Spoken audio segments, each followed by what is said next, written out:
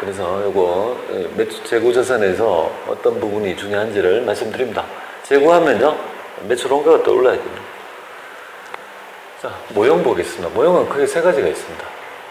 일단 종류를 살펴봐야 되지만 모형은 크게 세 가지입니다. 판매 목적이니까, 그죠?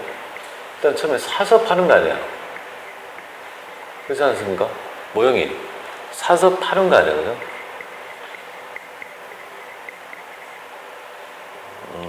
자, 사서 판다. 모형이 지금 경제적 사건이 두 개가 나타나죠. 사서 판다, 이거죠. 샀는데 못 파는 것도 있잖아요, 그죠? 미판매되는 거예요. 모형이 세 개밖에 없다. 살 때 벽의 처리, 판매됐을 때 벽의 처리, 그리고 팔지 않았을 때의 그 재고에 대한 평가의 문제. 이게 크게 세 가지가 나타나는 거예요. 크게 보면. 근데 가장 중요한 거는 당연히 뭡니까? 판매다, 그죠? 왜? 판매 목적이니까 판매 때 벽의 처리를 못 한다는 건 말이 안 되죠, 그죠? 살 때 한번 말씀드려 볼게요. 우리 살 때 원가 결정 모형은 매입한 금액에서 이미 여러분들 배우셨죠, 그죠? 매입에 따른 취득에 따른 부대 비용은 가산한다. 왜 취득 부대 비용을 가산하는 이유는 뭡니까? 이게 지금 자산가액이 이렇게 두 개가 되잖아요, 그죠? 하나, 둘. 두 개가 원가를 구성한다는 거 아니에요? 취득 원가. 상품이면 상품. 거기에 상가격뿐만 아니라 부대 비용도 가산한다는 거죠. 부대 비용을 가산하는 이유는 당연합니다. 그 지출이 부대 비용에 취득 부대 비용이 자산가액에 영향을 미쳤다고 보는 거죠. 이 지출은요 자산가액이다. 미래에 영향을 미친다고 보는 거예요. 어제 제가 자산의 얘기를 하면서 이런 말씀 드렸는데요. 자산의 정의는 뭐라고 했습니까? 기억납니까? 미래 경제적 효익. 그래서 좀 어려운 말로, 그죠? 팔면 돈 되는 거 말고, 그거는 조금, 그죠? 약간 순진하다 하면 쉬운 용어고, 정확한 회계 기준의 용어는 미래 경제적 효익이라고 했습니다. 자산이 되려면 미래에 영향을 미쳐야 된다는 거죠. 단기에 국한하면 비용입니다. 단기에 국한된 수익에 따른 희생은요, 비용이고, 자산은 뭡니까? 미래에 영향을 미쳐야 된다, 이거죠. 그리고 자산이 감소되면 언젠가는 뭡니까? 당연히 비용화된다. 그죠? 여러분들, 비용의 정의가 뭡니까? 자산이 감소해야 되는 거 아닙니까? 그죠? 부채가 증가하거나. 그러니까 자산이 감소하면, 어제 회계 순환과정 말씀드렸지 않습니까? 자산을 취득했다가 감소되면요, 비용화된다는 점을 여러분이 그 연결고리를 좀 이해하셔야 돼요. 자원이 변화함에 따라 그 결과가 수익과 비용으로 어떻게 나타나는지 흐름을 좀 아셔야 될 것 같습니다. 그래서 취득 부대 비용은요, 매입가액이 집어있는 이유는 이 지출이 자산성이 있다고 보는 거예요. 미래에 뭡니까?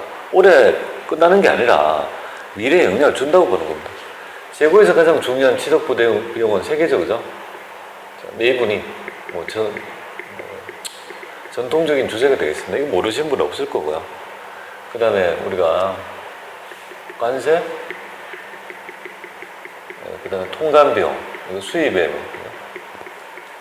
이런 것들, 이 세 가지 정도가 재고자산에서 볼 때는 중요한 매입, 가장 대표적인 취득에 따른 부대 비용이 되겠습니다. 유형 자산에 가면 많이 있어요. 취득세도 있고요. 취등록세, 시운전비, 수수료, 매입 수수료, 설치, 이전비, 이전 설치비 등등등 굉장히 많은 있죠. 모형을 배우게 될 겁니다. 자, 그래서 그리고 자본적 지출 같은 거 배우게 될 겁니다. 판매 한번 보겠습니다. 자, 살 때 이렇게 결정한단 말이에요. 그래서 판매되면 뭐를 얻습니까? 당연히 수익을 얻겠죠, 그죠? 판매되면. 이 수익 계정이 바로 매출액입니다. 그죠? 판매되면 수익을 얻습니다. 근데 판매되면 희생도 있을 거 아니에요, 그죠? 이 매출액을 얻기 위한 희생도 있는 거 아닙니까? 우리가 비용을 인식할 때 수익 비용 대응의 원칙에 따라 관련 수익에 대응해서 원가를 잡는다 했지 않습니까? 비용을. 그 중에 매출액에 바로 들이대는 원가, 그걸 뭐라고 합니까? 직접 대응 원가. 김홍국 씨 얘기했나요? 들이대는 거죠. 바로 대응을 어떻게 할 거냐. 대응이다. 그죠? 그래서 그래야지 올바른 정보가 될 수 있다고 보는데요. 그러니까 희생액을 비용으로 보는 거죠. 비용은 몇 개입니까, 여러분들?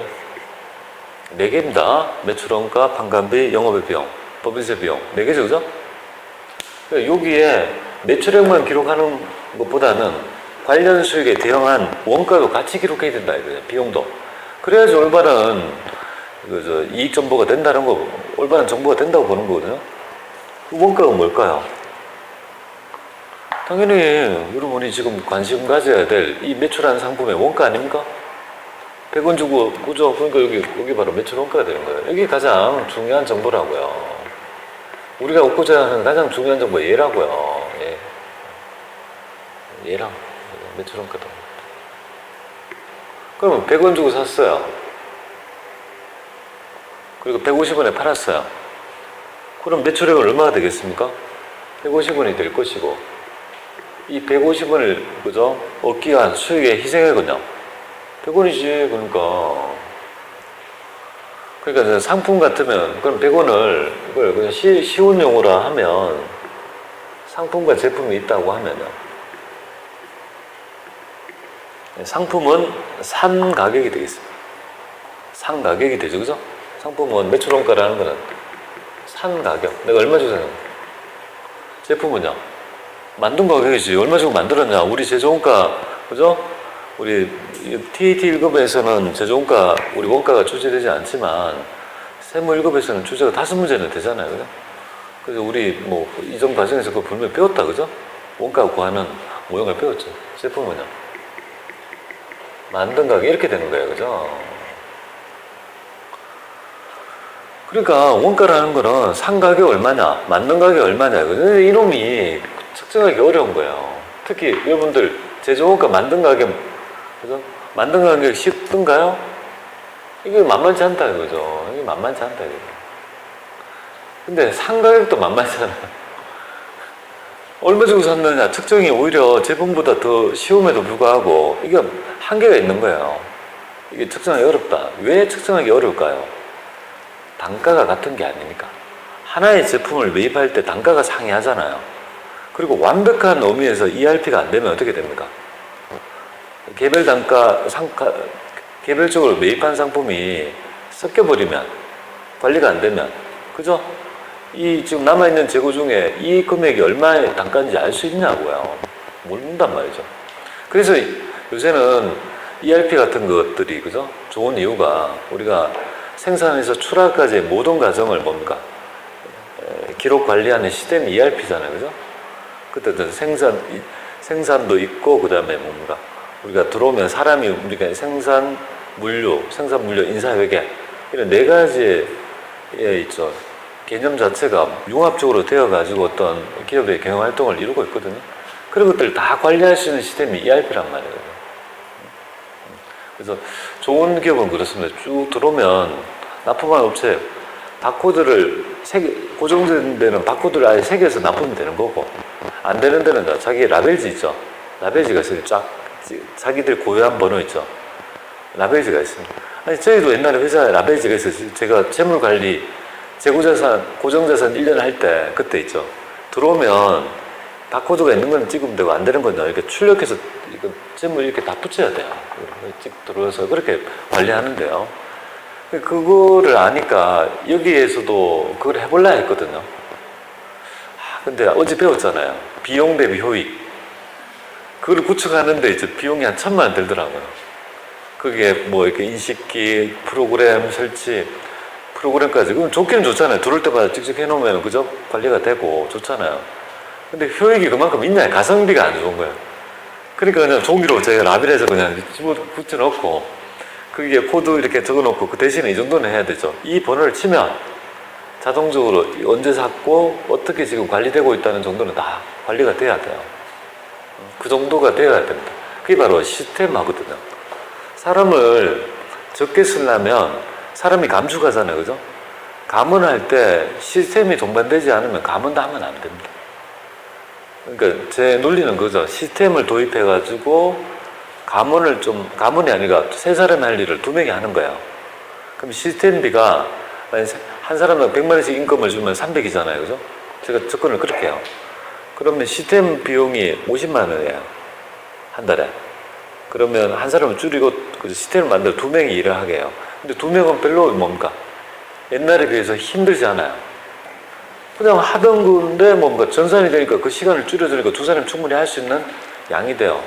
대신에 100만 원에 한 사람 인건비를 줄여서 50만 원 시스템비를 나고 50만 남잖아요. 그죠? 그 사람한테 급여를 더 줘요. 한 20만 원씩 더 주고 10만 원은요. 강가에 대비한 있죠. 내가 유지비용 같은 거, 뭐 그런 것들도 하는 거예요. 그게 어떻게 보면 효율적이라고 봅니다. 저는 제 생각은. 사람이, 제 친구가 어제 왔는데, 한때는 뭐 자기 회사에 종업원이 한 2,500명 됐는데 지금 500명밖에 없다고. 이유는 뭐냐면, 뭐 경기가 안 좋아서 감원된 인원도 있지만 대부분 뭐냐면 설비가 자동화되니까, 굉장히 첨단화되니까 인원이 별 필요가 없는 거예요. 그렇게 되는 부분이죠. 그죠? 그런데도 그 인원에 뭡니까? 사람들이 없어가지고 외국인 노동자가 반이라고. 한국 사람은 그런 일을 안 한대요. 이거 연봉 얼마냐 하니까 생산직 그거 있잖아요. 하는데 연봉 한 2,900쯤 된대요. 초임 2,800, 900. 뭐 지방에서 중소기업에 초임이면 그렇게 나쁜 거 아니에요. 근데 사람이 없다고요. 한국 사람은 그런 일을 안 한대요. 도대체 어떤 일을 하는지 모르겠어요. 하여튼 그렇다는 거예요. 그래서 시스템 그런 거 이게 좀 빠졌나 하여튼 그렇게 매출 원가 ERP 한다고 그래. 그러면 만약 ERP 되어 있는 데는 이렇습니다. 들어올 때 센서가 있습니다. 입고될 때. 그럼 센서가 있어가지고 쫙 매칭이 되면 어떻게 됩니까? 우리 톨게이트 가보면 톨게이트가 나갈 때 이게 내는 거 있잖아요. 그죠? 자동 센서면 자동으로 지불되잖아요. 그죠? 하이패스, 그죠? 그거 똑같은 개념이에요. 들어올 때 뭡니까? 인식해서 뭡니까? 바코드 얼마 쫙쫙쫙 인식되면 자재 관리 프로그램에 그 기록이 다 되는 거예요. 그러면 오늘 입고된 걸 딱 해서 재고가 맞는지를 확인해 보면 돼요. 그렇게 하고 그 자료는 또 어디 갑니까? 당연히, 그죠? 회계팀에 뭡니까? 입고가 잡히겠죠. 최종가 하려면 입고가 잡혀야 되죠. 얼마인지 입력하고. 그렇게 하나의 행위에 대해서 뭡니까? 필요한 다른 부서에서 있죠. 효율적으로 자원을 이용하는 관리 시스템이 뭐야? 바로 ERP라고 보시면 됩니다. 근데 그런 것들이 참 요원하죠. 아직도 우리나라 대기업, 큰 기업 아니면 그 정도를 구현하지 못합니다. 작은 기업은 그 정도 못해요. 너무 그저 시스템이 돈이 많이 드니까. 그래서 우리 보통 ERP 중에 가장 대표적인 범용성 있는 ERP가 물론 자체적으로 많이 개발하지만 가장 많이 쓰는 범용성 있는 일반적인 모듈이 더 좋은 그죠? 디지털 아이큐브 버전이 가장 많이 쓰고요. 가끔 영림원이라고도 있습니다.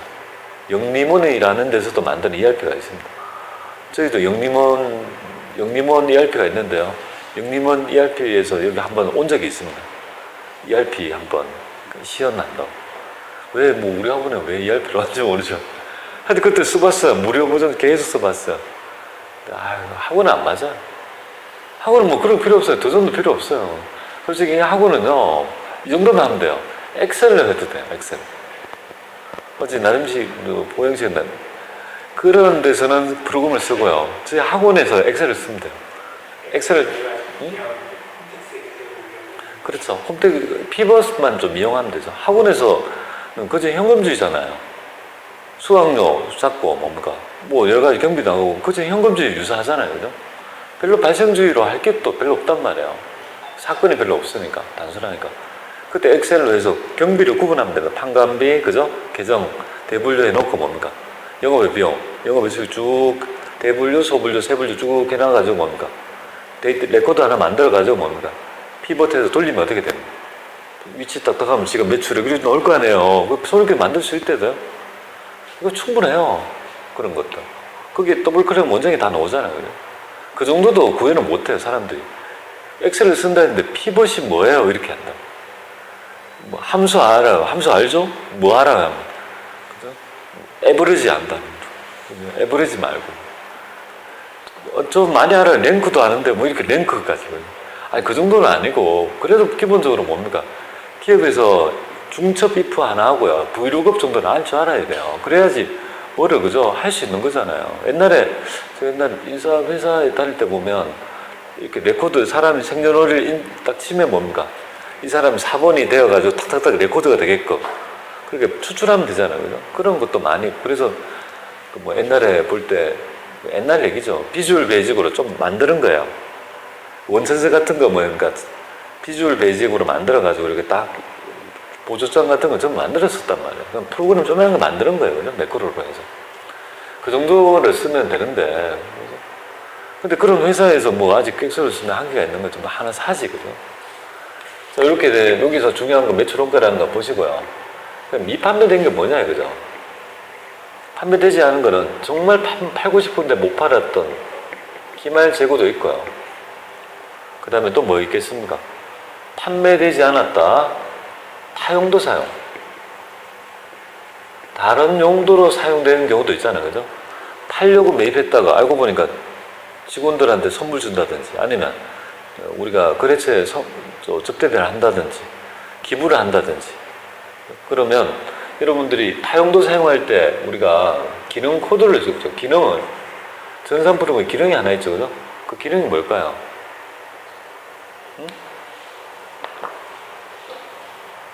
아시죠? 그죠? 8번 타계정 대체라고. 저게 8번에 뭡니까? 타계정 대체로, 그죠? 이게 딱 걸어주면 얘는 매출 원가로 가는 걸 막는 거예요. 자, 보세요. 사서 재고라는 놈은 아예 뭡니까? 팔릴 걸 예정하는 거야. 근데 그 재고 중에서 팔리지 않은 거는요, 안 찍어주면 다 뭡니까? 없어진 거는 다 매출 원가로 넘어가 버리거든요. 그러니까 요거는 팔린 게 아니에요 하고 딱 찍어줘야지 뭡니까? 매출 원가로 넘어가는 걸 막을 수 있는 거예요. 그 기름키가 바로 타계정 대체의 얘기예요. 그것도 이제 우리 프로그램에 대한 여기에서 이해를 조금 할 때고 얘기를 말씀드리고 왜 그렇게 되는지 이 메커니즘을 정확히 알아야지 뭡니까? 나중에 그걸 판단할 수 있습니다. 자, 기말재고는 두 가지의 논점이 있겠습니다. 감모하고 그죠? 평가가 있겠습니다.